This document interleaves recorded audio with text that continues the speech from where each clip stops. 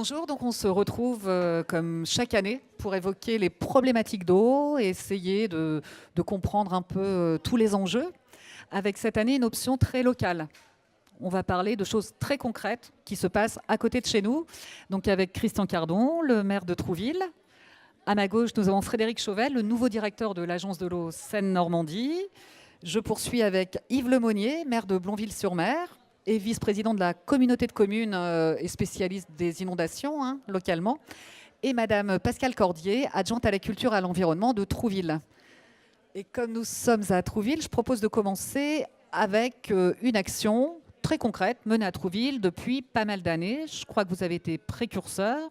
Il s'agit de la lutte contre les produits phytosanitaires, c'est ça, Monsieur Cardon? Absolument. Ça a commencé d'une manière très contingente parce qu'un touriste de passage à Trouville nous a envoyé une lettre d'engueulade demandant pourquoi on continuait à utiliser des produits phytosanitaires, notamment dans la principale artère de la ville, le boulevard Fernand Moureau, ce qui était un procédé rétrograde et risquant de menacer la nappe phréatique. J'ai interrogé la chef très performante des espaces verts de Trouville, Hélène Enoch, qui m'a dit qu'il avait raison et qu'il y avait des procédés plus écologiques. Et donc nous avons demandé l'aide qui nous a été accordée par l'agence de l'eau Seine-Normandie pour acheter des équipements thermiques permettant de nettoyer, de désherber à proximité de désherber le terrain à proximité des arbres. Et on les utilise maintenant d'une manière exclusive. Pour être tout à fait complet, on a eu un problème au cimetière où il y avait un grand nombre de mauvaises herbes qu'on a eu du mal à retirer du premier coup grâce à ce système. Mais sinon, c'est tout à fait entré dans les mœurs. Et donc, Madame Cordier, c'est vous qui suivez un peu ce dossier à la mairie? Oui, tout à fait. Quels avantages vous y voyez? Alors, tout d'abord, si vous permettez, je refais un tout petit retour en arrière pour dire que la ville de Trouville, grâce à M. Cardon, est une ville qui a souhaité créer au sein de sa mairie un service développement durable et que ça, c'est formidable. Je ne crois pas que toutes les mairies puissent dire la même chose. Donc, une vraie préoccupation et une vraie envie de faire des choses positives dans le sens du développement durable. Donc, il y a une équipe extrêmement performante et formidable et dynamique. Depuis quand, en fait, depuis une quinzaine d'années. Depuis au moins une quinzaine d'années. Donc, c'est vraiment une histoire ancienne. Et depuis une quinzaine d'années, on s'efforce de trouver des moyens, des actions, des solutions, éduquer les écoles. Donc, on a fait différentes choses. Enfin, là, en parlant de l'eau, il y a une action pour l'instant, c'est celle des produits phytosanitaires. Alors, en ce moment, effectivement, si on revient... Alors, est-ce qu'on peut chiffrer, en fait, non, l'apport? Combien de produits phytosanitaires vous n'utilisez plus? Est-ce que la qualité de l'eau a progressé? C'est interdit depuis 2017. On n'a plus le droit d'utiliser, en tous les cas, les communes n'ont plus le droit d'utiliser les produits Oui, mais vous n'avez pas attendu l'interdiction, justement. C'est pour ça qu'on en parle. Absolument. En 2013, on a décidé, justement, pour commencer, à travailler avec le Fredon. Alors, le Fredon, c'est la Fédération régionale de défense contre les organismes naturels, c'est-à-dire c'est pour le développement de la biodiversité. Donc on a adhéré au Fredon, on a donc signé une charte avec eux qui nous crée des obligations de faire une conduite vertueuse. Mais est-ce que c'est facile justement de changer les pratiques? Non, non, justement, M. Cardon venait d'évoquer le cimetière. Les gens ne comprennent pas qu'on ne soit pas plus radical dans l'éradication des mauvaises herbes. Toujours pas 5 ans après? Ah ben si, on est efficace, mais ça ne sera pas aussi efficace qu'un Roundup ou qu'un produit...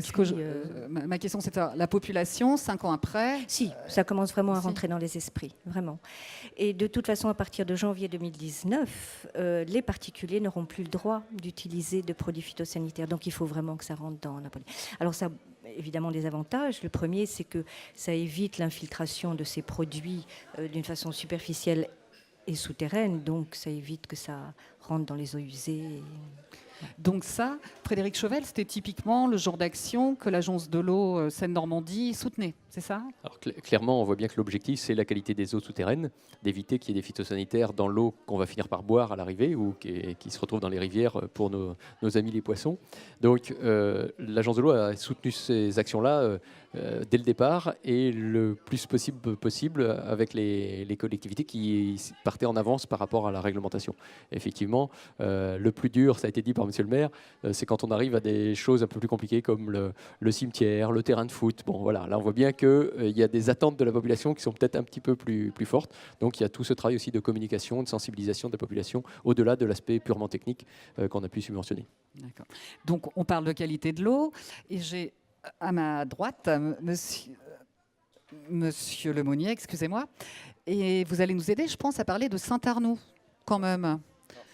Alors attendez, il vous faut le micro. Oui, donc Saint-Arnoux, oui, c'est M. Pedrono qui s'occupe de la communauté de communes qui pilote. Parce que là, en fait, on vient de parler d'un procédé qui évite de mettre des produits phytosanitaires dans l'eau. Dans l'eau, voilà. Et là, Saint-Arnoux, enfin plus précisément Saint-Pierre-Azif, c'est la source qui alimente en eau Trouville-Deauville. Trouville-Deauville et la communauté de communes sur le littoral, il y a Villers, il y a Blonville, une partie aussi. C'est scindé en plusieurs réseaux. Il y a un château d'eau qui distribue, si vous voulez, quand il y a des personnes touristiques qui viennent, il y a des afflux sur les gros week-ends, 14 juillet, 15 août, ça permet, si vous voulez, d'avoir la réserve. Et avec Saint-Hymer, on dispatche les réseaux et le château d'eau qui est le plus performant, on scinde certains réseaux pour distribuer sur les communes qui en ont le plus besoin.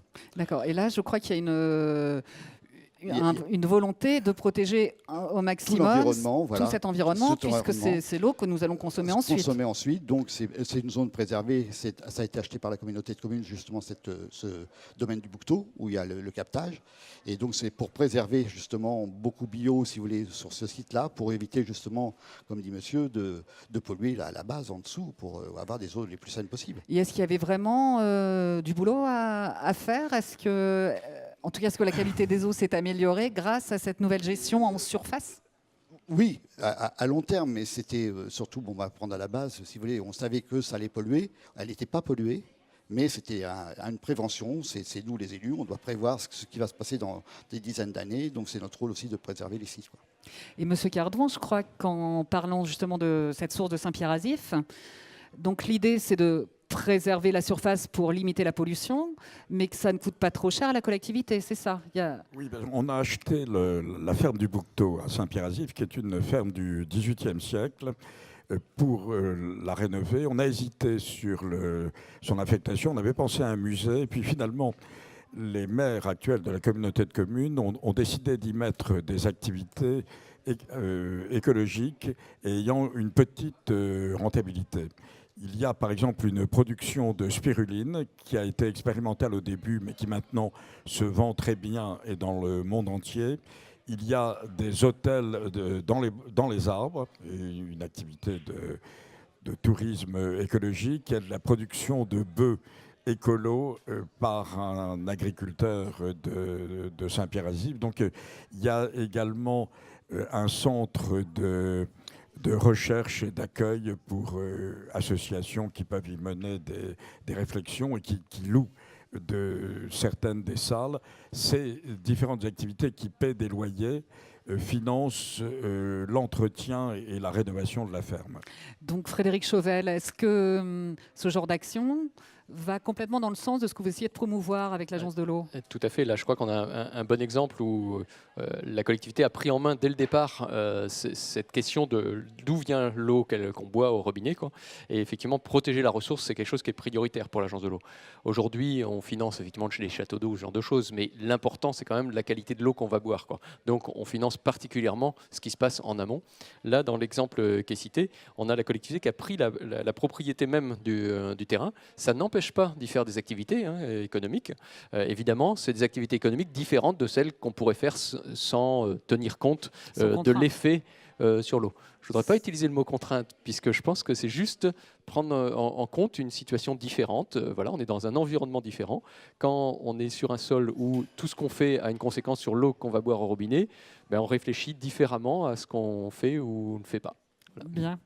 Eh bien, nous allons voir qu'il y a eu plusieurs actions différentes localement, entre voisins.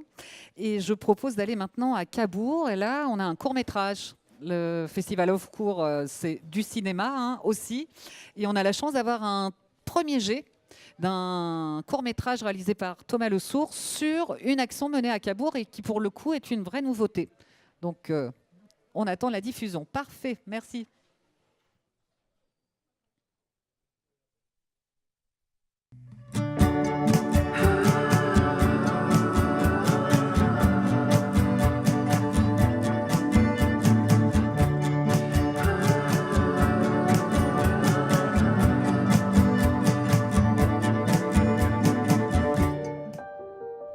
Cabourg. Célèbre cité balnéaire de la Côte Fleurie est surtout réputée pour son grand hôtel, lieu de prédilection de Marcel Proust et pour sa plage. Mais si vous vous promenez du côté des quartiers de l'Est, vous remarquerez certainement le long des trottoirs d'étranges bouches d'égout qui ne mènent à aucun égout. Une idée simple et originale pour une gestion différenciée des eaux de pluie qui a été mise en place dans tout un quartier de la ville. Écoutez, le principe, c'était d'essayer de gérer les pluies qui sont de plus en plus abondantes et parfois des épisodes orageux extrêmement denses. Des villes comme les nôtres ne sont pas forcément faites pour ça puisque toute la ville a été construite sur du sable et sur des marais. Donc on a voulu redonner de la nature et repermettre à un écosystème de reprendre sa place pour nous accompagner dans la gestion des pluies qui pouvaient arriver. Grâce à ces bassins pluviaux, on peut avoir jusqu'à 30% de l'eau qui est mieux répartie et qui permet d'être plus facilement intégrée dans les sols et renvoyée dans les sols. Un système ingénieux qui fait aujourd'hui des quartiers de l'Est un des endroits les plus fleuris de la ville où même les places de voitures sont en gazon. Pour l'instant, on est très satisfait et on a pu constater qu'effectivement, on avait une meilleure gestion des périodes d'inondation. Et quand on compare avec d'autres quartiers qui n'ont pas ce système-là, qui eux ont été inondés, les quartiers de l'Est ne l'ont pas été.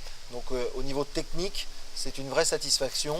Au niveau pédagogique, vis-à-vis des habitants et des résidents, c'est plus compliqué parce que c'est nouveau.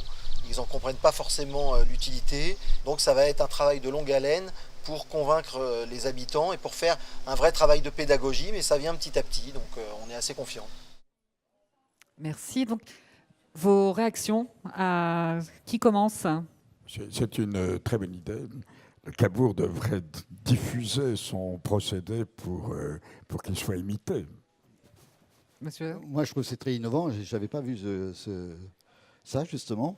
Et c'est vraiment super, ça. Parce que c'est vraiment... Il n'y a pas sur... quand il y a des gros orages, si vous voulez, moi qui est responsable un peu des inondations, on s'aperçoit que tout le flux vient sur le même réseau. Et là, ça fait des petits bassins de rétention, si vous voulez, progressifs. Et la nature est là. Et la vie de l'eau sert aussi aux plantes. Et c'est vraiment c'est super. Donc, il y a encore de nouvelles idées à Encore explorer. des nouvelles idées, voilà. Madame. Et en plus, à travers le reportage qu'on a vu, je trouve qu'esthétiquement, c'est vraiment très joli. Toutes ces plantes, ces parkings verdoyants, waouh. On peut espérer voir ça dans le reste de la communauté de communes, peut-être? Bah oui, pourquoi pas. Oui. Pourquoi pas. Là, clairement, effectivement, c'est quelque chose qui est un peu nouveau dans le secteur, mais on a la chance de faire partie de l'agence de l'eau Seine-Normandie, et donc on a toute la région parisienne qui est dans l'agence de l'eau, et ça, c'est des préoccupations qui commencent à devenir vraiment importantes en région parisienne, quoi. Parce que voilà, trop de béton, trop de réseaux directement d'eau pluviale. En fait, l'objectif, alors le maire explique par rapport à l'inondation, mais il y a un autre objectif pour la qualité des eaux sur lequel nous on insiste, c'est qu'en fait la pluie de tous les jours, celle qui n'est pas forte finalement, elle tombe sur la route et elle passe par ce petit trou, elle est dans la zone où il y a les plantes et finalement elle est absorbée par les plantes et elle ne va jamais dans le reste du réseau finalement. C'est seulement quand il en tombe de trop, comme il dit, il y a 30% qui va rester dedans, puis au-delà de 30%, ça part finalement sur le réseau, quoi. Mais la pluie du quotidien, toutes les petites particules qu'elle va ramasser sur la route et tout ça, finalement sont traitées par les plantes juste le long de la route, quoi, et ne vont pas jusqu'à la rivière après, quoi. Donc là on le voit sur une route, mais on peut subventionner aussi quand on aménage, je sais pas, une grande place, etc. Il suffit de penser, parce que en fait souvent les aménageurs l'ont pas complètement encore intégré, mais il suffit de penser, quand on met quelques arbres au milieu, à faire en sorte que l'eau coule vers ces arbres et non pas vers le tuyau, et faire partir ensuite le tuyau de cet endroit-là. C'est juste la conception qu'il faut le prévoir. Et les surfaces ne sont pas énormes. Là, vous voyez, il y a quoi, 3-4 places végétalisées pour toute une route. Sur un parking, ça va être, voilà, on met 4 arbres au milieu et ça suffit. Le pourcentage de surface qui doit être naturel, on va dire, il n'a pas besoin d'être énorme pour gérer les pluies qui tombent de récurrence un mois, 2 mois, quoi, voilà, les pluies du quotidien. Et cette gestion des eaux pluviales, est-ce qu'elle favorise aussi une qualité des eaux? Est-ce qu'elle Justement, ce que je disais, c'est si toutes les pluies du quotidien ne vont pas directement à la rivière, finalement, ça participe à la qualité de l'eau, des cours d'eau, quoi, puisqu'elle n'emporte pas justement ces particules de tous les jours, quoi, voilà. Donc les végétaux font Et les végétaux sont office de filtre. Par les racines, si vous voulez, et les végétaux, c'est un filtre naturel qui se fait, si vous voulez. Et certaines plantes prennent des particules diverses. La même Et plante. ça, en fait, vous connaissez ce principe parce que vous allez nous parler maintenant des marais Voilà. qui là, ne sont pas des zones aménagées récemment par l'homme, Non. qui sont des zones humides anciennes. Voilà. Et donc là, vous allez nous parler d'une grande zone de marais toute proche qui est entre Villers et Voilà. C'est en, Blonville. voilà, c'est en 1808, sous Napoléon Ier, qu'il y a eu une digue naturelle de fait pour isoler justement les eaux de la mer de venir dans ce marécage. D'accord. Donc c'est sous Napoléon Ier. Donc déjà les anciens avaient vu déjà un petit peu le problème de ces eaux à ne pas mélanger. On ne mélange pas les eaux salées avec les eaux douces. La commune de Blonville-Villers reçoit 4 versants sur son petit bassin, si vous voulez, du Marais. On a 1700 hectares de pluie sur un acceptable de 140 hectares. Alors, vous voyez, c'est un bassin qui sert de bassin tampon, je pourrais dire naturel.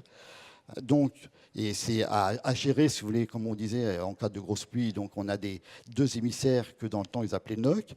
Et j'ai les premiers plans, justement, en 1800, qui ont été faits et qui sont aux archives nationales. Donc, ils appelaient ça des NOC. Ça vient d'un nom breton que c'était des nous. Donc, nous, gouttières, c'est venu NOC. Et moi, j'appelle ça, bon, toujours le NOC, mais c'est deux émissaires. Et qu'on régule l'eau du Marais. Parce que, bon, en cas de forte pluie, ça permet de stagner cette eau-là, comme disait monsieur, des eaux aussi polluantes, parce qu'on a toutes les voiries qui viennent en même temps dans ce bassin. On a toutes les zones de labour. On voit quand il y a des eaux orageuses, aussitôt les eaux de labour viennent dans ces canaux. Et on a les eaux boueuses aussi. Donc on les met en stationnement, comme on pourrait dire, pour un peu les dépolluer sur les vasières qu'il y a. Et après, on ouvre ces vannes dans la mer pour réguler un peu ce niveau. Donc c'est un espace naturel. C'est un espace précieux, naturel, précieux, voilà. Dans le traitement des eaux. Des eaux pluviales. Et est-ce que ça nécessite beaucoup d'actions, beaucoup d'entretien? Donc on cure ces fossés régulièrement pour éviter l'envasement progressivement, mais on cure dans le fond, on ne cure pas sur les berges pour préserver la zone des fleurs, les végétaux, les petits poissons, tout ce qui vit dans ce marais. Donc on a une faune assez belle. Donc c'est un milieu naturel vraiment à préserver parce que c'est un site exceptionnel. Et c'est un site en eau douce qui est, je crois, en Normandie. C'est le seul qui fait ça en Normandie, en zone comme ça, vraiment si proche de la mer.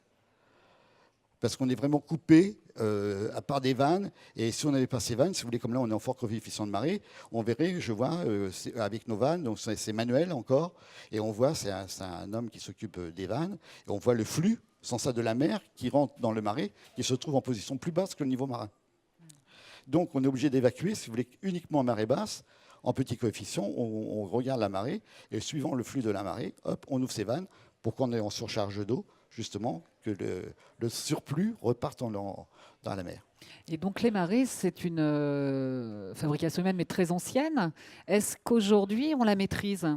Alors, l'une des difficultés qu'on a avec les zones humides, plus généralement, c'est qu'en fait, il y en a de moins en moins. C'est-à-dire qu'on a tendance à utiliser ces zones-là, les drainer, les urbaniser, etc. Donc, en fait, ça devient vraiment des zones majeures pour la préservation de l'avenir, quoi, les zones de marais. Donc, typiquement, par exemple, pour l'agence de l'eau, on subventionne normalement de l'investissement, quoi. Et en fait, sur les marais, on continue à subventionner du fonctionnement pour qu'on entretienne ces marais. C'est exceptionnel à l'agence de l'eau d'aider le fonctionnement, mais c'est pour ça, parce qu'on est vraiment sur un espace qui est vraiment primordial pour la qualité de l'eau. Voilà, il y a la biodiversité en plus, quoi. Mais déjà à la base, il faut savoir que si vous avez une rivière qui est bien connectée avec un marais, par exemple dans son estuaire, tout ça, la quantité de nitrate que vous avez avant de rentrer dans le marais ou à la sortie est plus du tout la même, quoi. C'est-à-dire qu'il y a un rôle vraiment de solution par la nature, de traitement, quoi, de filtration, de traitement aussi, quoi. Voilà. Donc ça c'est important. En traitement, tout à l'heure, je vais juste rebondir parce qu'on a parlé tout à l'heure du rôle des plantes, etc. Et comme monsieur a dit, quand il pleut, on se retrouve avec des eaux boueuses qui arrivent arrive dans le marais. Donc ça me fait penser au rôle aussi qu'on peut avoir des haies. Donc l'idéal, c'est d'avoir un talus qui ralentit un peu l'eau, quoi. Mais le fait d'avoir une haie dessus fait que en fait, l'eau arrive, se trouve bloquée au pied du talus, qui plus est si on fait une espèce de fossé fermé, quoi. Elle se trouve bloquée, et là les racines des arbres finalement vont traiter cette eau-là. Donc les pesticides qui se retrouvent là sont traités. De la même façon qu'on dit le long des rivières, mettre quelques mètres d'herbe, ça traite. La quantité de pesticides qui arrive à une rivière, par exemple si c'est 100 qui est en train d'arriver à une rivière, vous mettez juste 6 mètres d'herbe. Et donc cette quantité-là se retrouve à passer dans cette zone enherbée. Vous n'avez plus que 10 dans la rivière.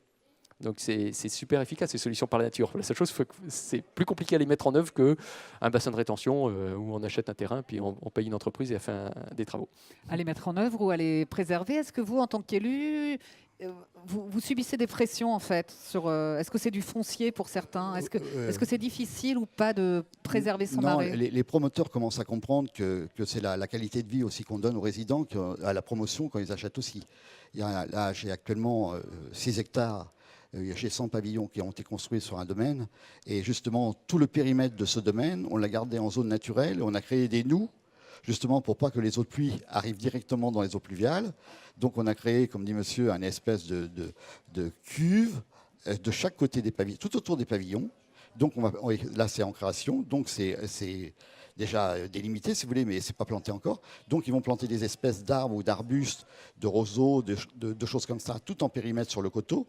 Et en bas de ce domaine, ils ont créé un bassin de rétention naturelle, justement pour pas que les eaux de pluie arrivent dans le réseau d'eau pluviale trop vite. Donc on a une décharge qui se fait ici, et ce bassin va être planté aussi dans le milieu aquatique, et tout au bord aussi avec des espèces d'arbres qui puissent aussi boire cette eau-là en stagnation.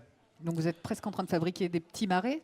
Des petits marais, oui, parce que c'est des lotissements, il y a de la jeunesse autour. Nous, on arrive en fin de carrière, comme on pourrait dire, mais donc c'est des lotissements avec des jeunes et on leur montre ce que nos anciens nous ont laissé. Il faut redonner ce que nos anciens nous ont donné, donc il faut préserver le site, quoi. Là, vous nous permettez de passer au deuxième court-métrage, oui, justement, sur l'héritage des anciens. On va à Livaro, où là, on a reconquis un cours d'eau. Donc, si on pouvait avoir le court-métrage, merci, toujours de Thomas Le Sourd.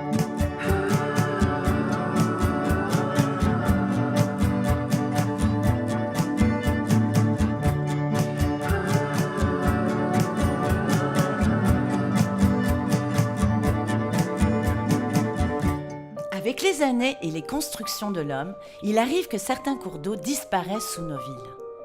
À Livaro, c'est le travail commun de la mairie et de la Fédération de pêche du Calvados qui a permis de ressusciter une rivière en plein cœur de la ville. Il faut savoir que ce cours d'eau, à l'époque, était extrêmement artificialisé, dégradé donc, par l'action de l'homme.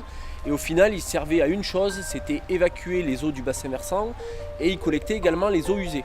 Donc un des projets de la commune pour améliorer, donc pour répondre à des obligations là aussi environnementales et pour faire en sorte que ces eaux usées puissent être traitées et puis rejetées dans le milieu récepteur dans de bonnes conditions, a opéré donc des travaux de réhabilitation de ce réseau. Ce cours d'eau était extrêmement rectifié, endigué, c'est-à-dire qu'il s'écoulait sur un fond bétonné et il y avait des murs qui délimitaient vraiment sa section. Et même sur la partie un peu plus en aval, on avait un cours d'eau qui était totalement enterré, donc qui avait perdu quasiment toutes ses fonctions écologiques. Le but des travaux est simple. Redonner vie à l'écosystème du cours d'eau, rendre ses berges naturelles et lui faire traverser la ville à l'air libre. Au niveau de la collectivité, on a tout de suite adhéré. On a présenté les travaux à tous les élus et tout le monde, à l'unanimité, a dit voilà, faut qu'on y aille. Même s'il y a un besoin d'accompagnement financier, on fera l'effort parce que c'est à partir d'une très bonne idée.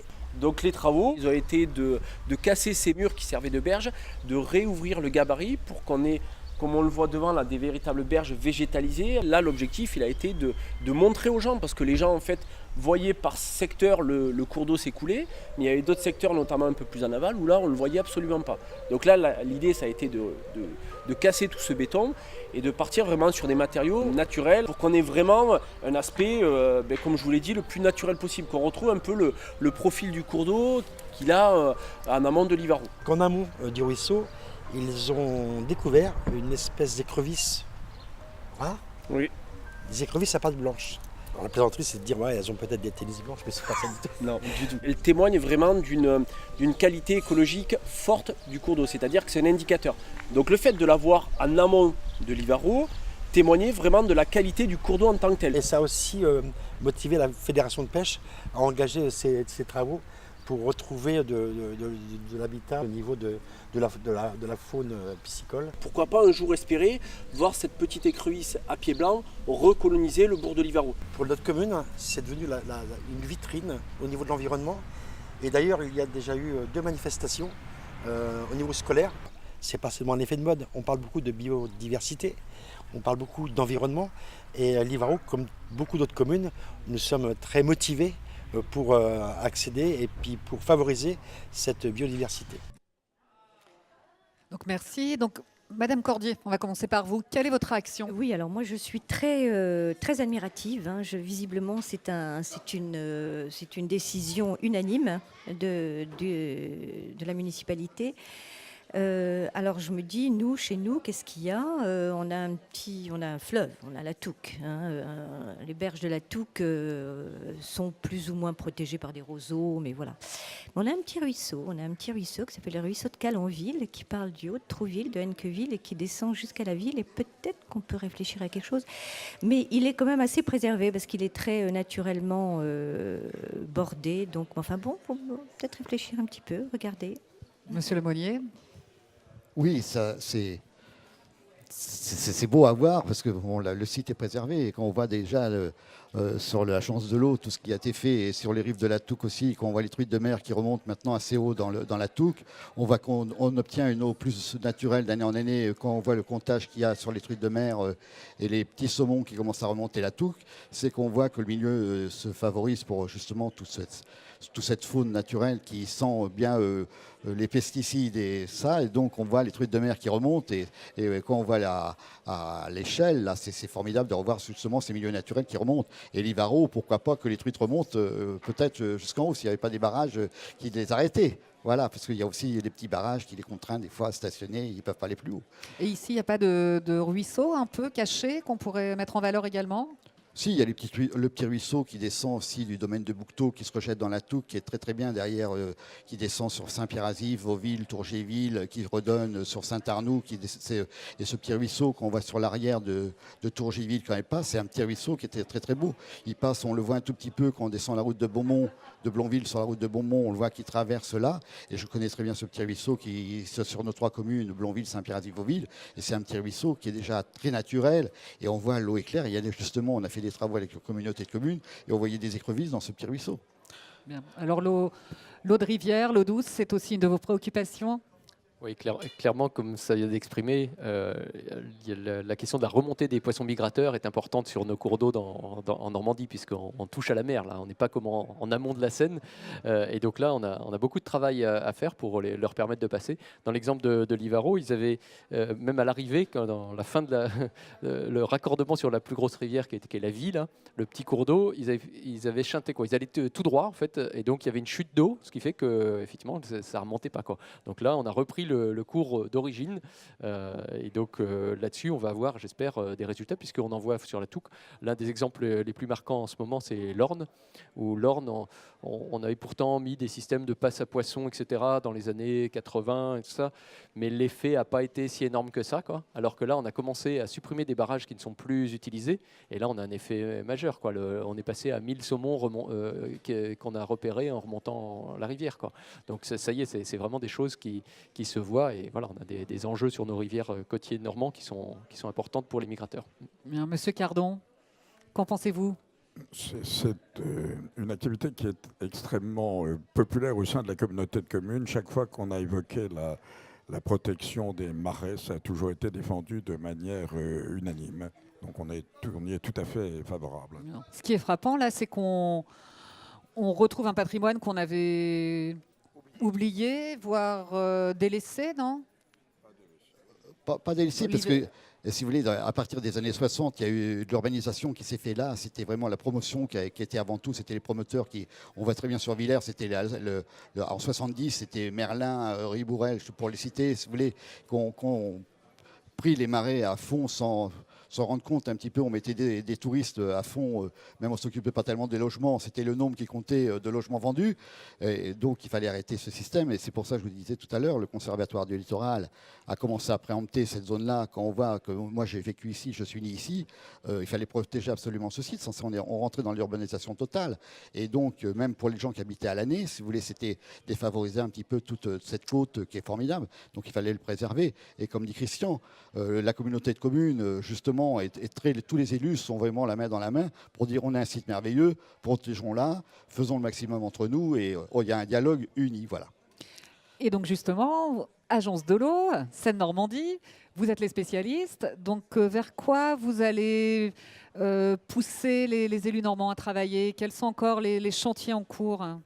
Je crois que les exemples qu'on a présentés cet après-midi montrent que à tel endroit on va pousser une solution qui n'est pas encore mise en œuvre, mais qui est mise en œuvre dans une commune à côté, et à tel autre endroit, ça va être l'inverse, quoi. Donc tout notre travail, c'est effectivement de pousser des petites solutions. Je pense que si on regarde un petit peu en arrière, sur les 20 dernières années, on a fait un beau boulot à l'Agence de l'eau avec les collectivités sur les stations d'épuration, voilà, les questions de traitement qui étaient des choses finalement compliquées techniquement à mettre en œuvre, mais en termes de sensibilisation de la population peut-être plus facile à mettre en œuvre, parce que mettre du réseau d'assainissement, c'est finalement pas si dur que ça à faire accepter par la population.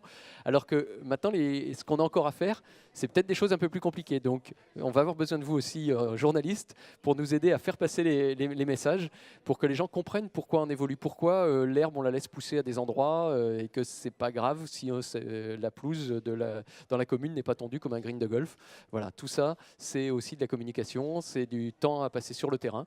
Et je pense qu'on a encore beaucoup de travail pour atteindre le bon état des eaux. Je rappelle juste qu'on a un engagement normalement d'atteindre le bon état des eaux selon les territoires, mais en 2021 ou 2027. Et 2027, ça va venir vite. Voilà. Donc, quel sera, précisez-nous, en 2027, on doit en être où concrètement? Normalement, en fait, on doit atteindre le bon état des eaux dans les cours d'eau, alors notamment dans notre territoire. On dit sur tous les cours d'eau, on devrait avoir atteint le bon état des eaux.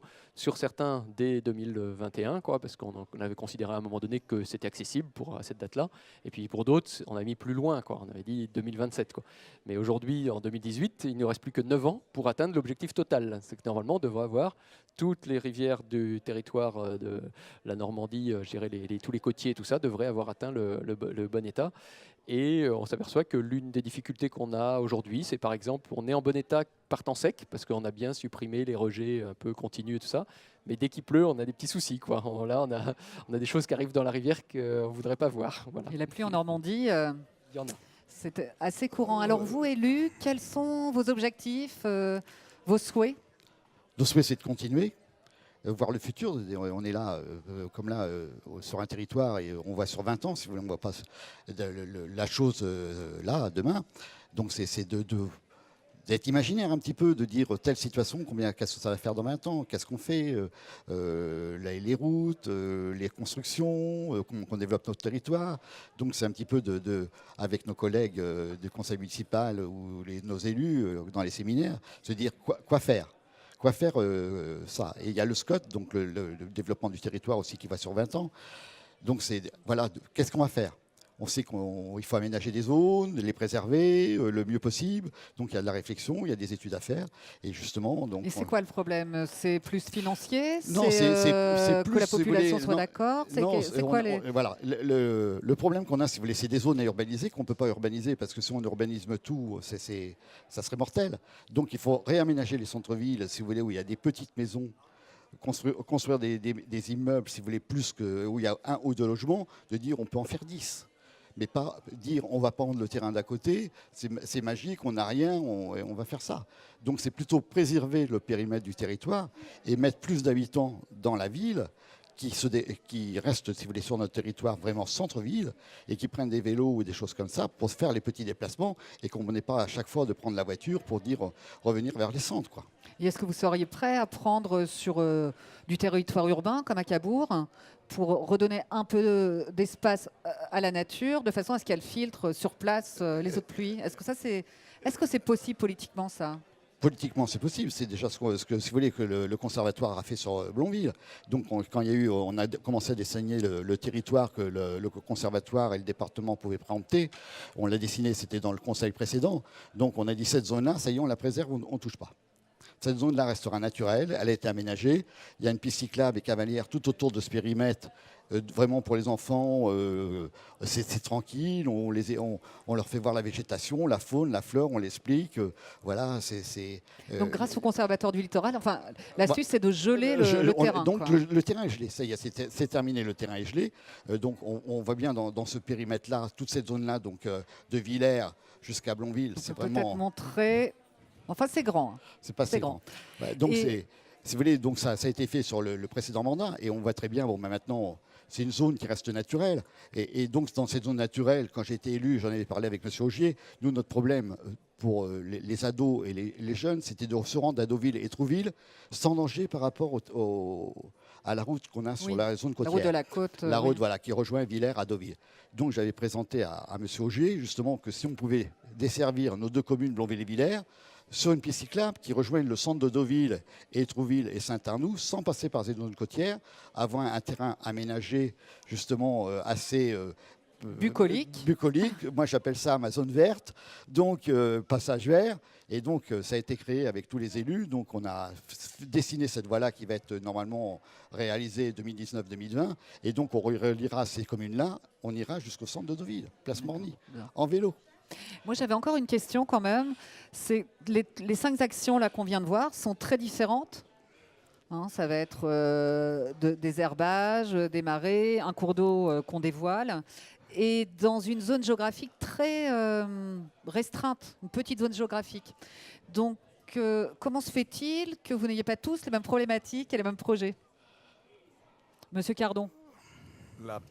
La zone n'est pas uniforme. Le Marais, par exemple, est entre Blonville et Villers. Il n'est pas partout.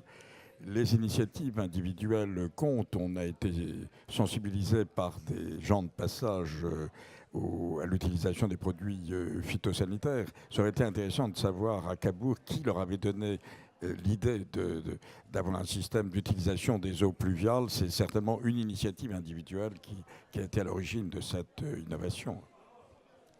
Oui, justement, on se vole les idées un peu, les élus entre nous, si vous voulez. Quand on voit quelqu'un de bien chez l'autre, on dit oh, c'est pas mal ce qu'il a fait, justement, pourquoi on ne ferait pas ça? Et justement, c'est très intéressant de voir là, parce que justement, on voit les idées un peu de chacun, et pourquoi pas faire créer. Et c'est pour vous dire qu'on a commencé à accomplir cette zone de domaine de la papillonnerie. Moi, je voulais absolument justement qu'on ne goudronne pas ce périmètre de zone naturelle. Donc, on a gardé ces talus, ces chênes qui ne sont pas des beaux chênes, si vous voulez, c'est des chênes comme on appelle de talus, si vous voulez, ils sont un peu plus cornus, mais ils sont magnifiques. Et donc, c'est une zone semi-piétonne, et il faut garder ce paysage naturel. Il ne faut pas le détruire.